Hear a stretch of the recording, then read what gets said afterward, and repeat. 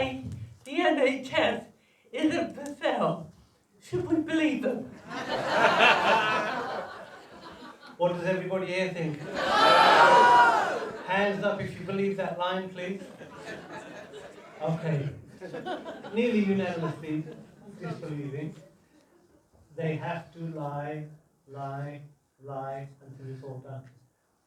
So the reason we made this film is to expose the lies, because it's quite complicated. And it's 2 hours, but how can you tell the whole story of what's happened over 30 years without pointing out these key facts? Now, it took me a long time to get my head around this story, but without understanding it from the facts. I wouldn't blame anybody for trusting anybody, whatever anybody says about the NHS. But if you understand the facts for yourself, only then can you come to the right conclusion. And we've just tried to lay out the facts for everybody. I wondered what it was that made you start campaigning. Was there a moment or a particular thing that happened? What pushed you to do this? It was seeing the downgrading of Queen Mary's. You saw it in the film. We lost our A&E, we lost all the acute admission wards. Not quite understanding how that came about.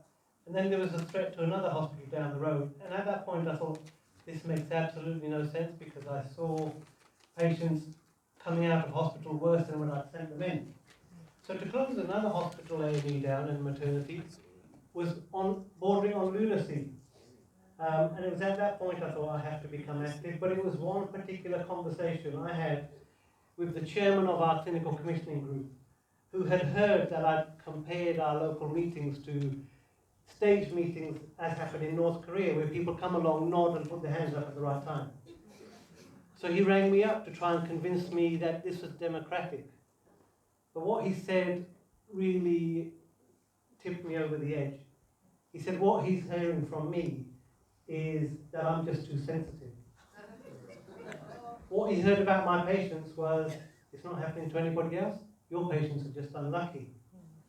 Yeah. And the final straw was, why are you worried? You're not paying for it. Now that's the elected, one candidate election.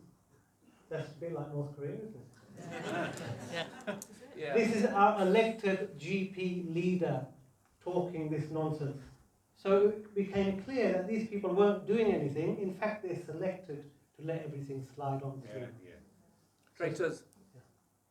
In the film, you really exposed what those brave whistleblowers and campaigners have endured as a result of their bravery. Can you tell us a little bit about the personal cost that you paid taking this incredibly courageous stance? Well, you wouldn't know it, but I'm only 21.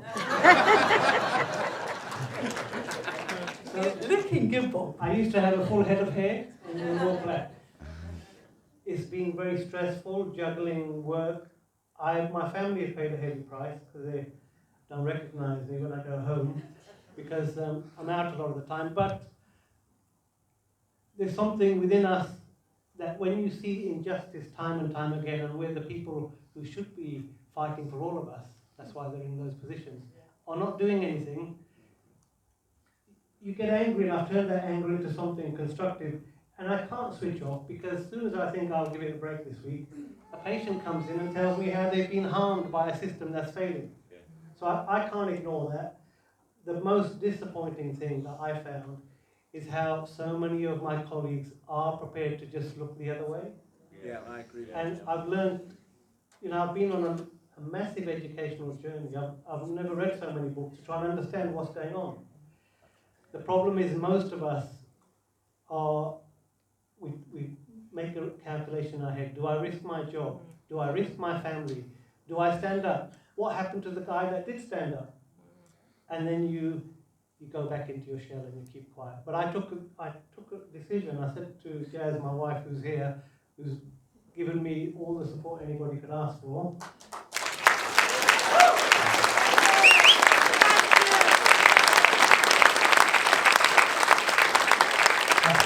I said, look, this might mean our livelihood, they might come for me, but I can't carry on like this without saying anything. And she said, you've got to do it. So with that backing, I've had the strength to carry on. But before I forget, it's taken two very strong people, True McFadden, I don't know where I got Ruth from. Drew has struggled with his own challenges and is taking us over 2 years to get to where we are.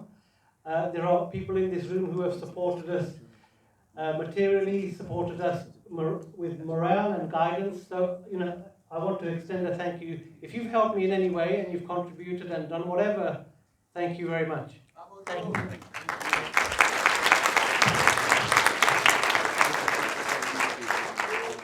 When I talk to people about this issue, a very common response is, well, it's not on the news, it's not in our papers, and when I go to the doctor or hospital, it's free. It's not happening, stop being so paranoid.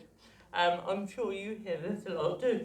I'm really interested to know, what do you think the next steps will be like?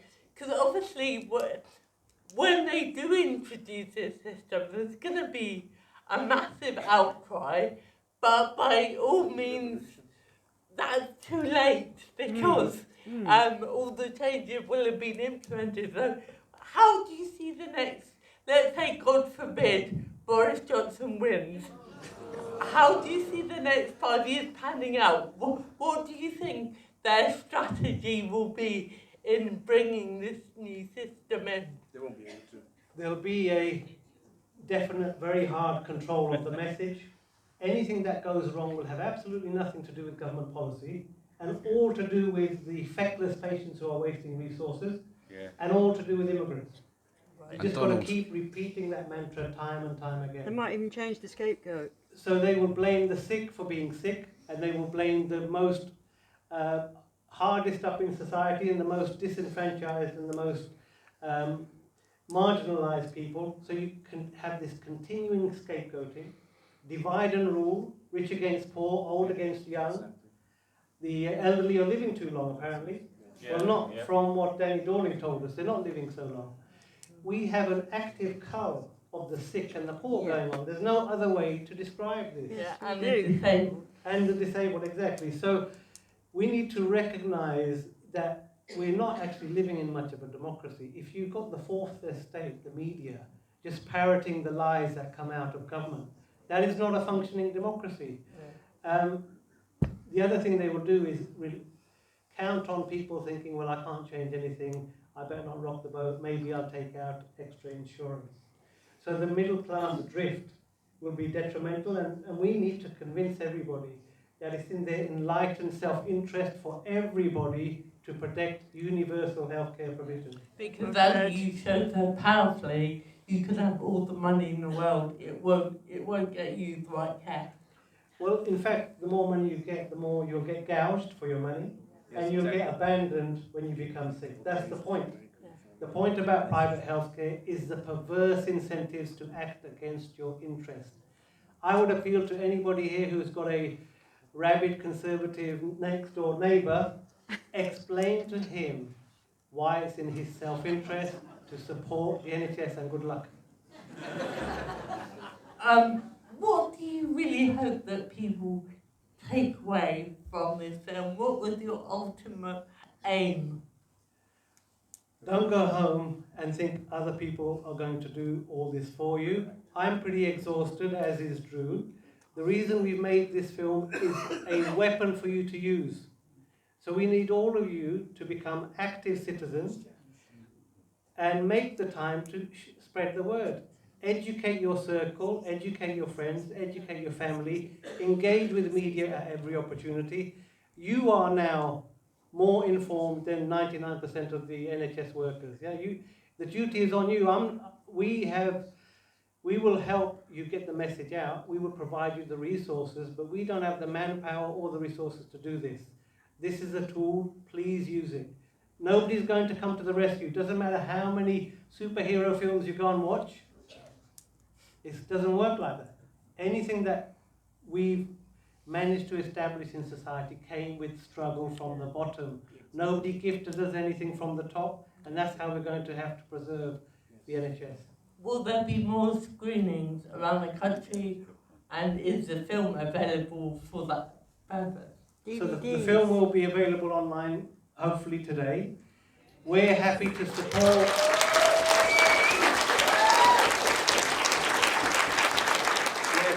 So if anybody wants to organise a screening, we'll come and support you with a Q&A if you would like. I haven't planned any more because I haven't slept for 2 weeks organising this one. So I need a bit of a rest, but we will do what we can do. Yes. But what I don't want people to go home thinking is, these guys have it sorted. We haven't. It's been a monumental struggle getting it to where we are. We've had help, but we need all of you guys to say, what am I going to do now I know this? What are you going to do? I often have people coming up to me giving me advice of what I should do next. Please don't do that. You need to have a big long sleep. Well, that advice I'll take. But if you want to speak to me, I'm happy to talk to you about what you should do next. Yeah, that's the conversation I would love to have with as many of you as possible. I know we haven't got much time, but I think it's really important to see this battle as part of the wider battle, which is to reclaim the things that make us civilised. And I thought David Graeber spoke beautifully in the film about what it does to you as a human being to grow up in a culture which says you'll be okay if you get sick or fall on hard times. We all take care of each other. I grew up in that world, and I took it for granted in a way because it was normal. But now I'm seeing that it's actually a treasure in the whole world, and it's under threat, like everything else valuable is under threat. So I see this film as being a really important part in that puzzle that right now we're fighting for everything that makes us civilised and everything that we should be proud of. You know, helping each other is now under attack. And politicians that talk about equality and empathy and love and hope are demonised and attacked and spit every single day. And in about 12 days, we're going to have to make a really, really important choice. And I know some people are still undecided, but I think it's incredibly important to leave this here today and really take home what Bob has so courageously put together and use it to really fight. This is the fight of our lives. And as you said earlier, you know, throughout history, every single human right that we enjoy right now was won by people like Bob and you standing up and saying, no, we can do better. No, we can care for each other. And no, life isn't about corporate profit. And I think that's what we're living in right now. We're living in a world which is the result of that very dehumanising priority, which is all that matters, is the bottom line for an elite few. I think that creates a very corrupt and disgusting reality. And I just want to say again to Bob, thank you so much for giving us all hope and inspiration and being so brave, and to your incredible wife, Jazz, and also to Drew, and go and make sure that Jerry Corbyn gets into number 10.